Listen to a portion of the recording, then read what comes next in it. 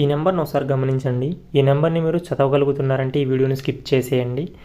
చదవలేకపోతున్నారంటే ఈ వీడియోని కంటిన్యూ చేయండి.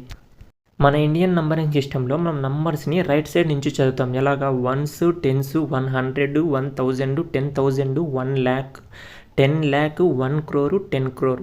దీని తర్వాత అరబ్, కరబ్, నీళ్ళు ఉంటాయి. కానీ అవి మనకు వాడుకలో లేవు కాబట్టి క్రోర్స్ వరకే మనకు వాడుకలో ఉన్నాయి కాబట్టి మనం ఎలా చదువుతాం, హండ్రెడ్స్ తర్వాత ప్రతి 2 డిజిట్స్కి మనం కామాస్ పెట్టుకుంటూ వెళ్తాం అనమాట. ఇప్పుడు ఒక నెంబర్ తీసుకుని ఎగ్జాంపుల్ చేద్దాం. ఈ నెంబర్ని ఎలా చదవాలో చూద్దాం మనం ఇప్పుడు. ఓకేనా? ఇందాక మనం చెప్పినప్పుడు హండ్రెడ్స్ తర్వాత ప్రతి 2 డిజిట్స్కి నెంబర్స్ని సెపరేట్ చేసుకొని ఫస్ట్ హండ్రెడ్స్ తర్వాత 1000, తర్వాత ల్యాక్స్, తర్వాత క్రోరు. దీన్ని ఎలా చదవాలంటే 1,42,344 crore 55,22,186 ఇలా చదవాలన్నమాట.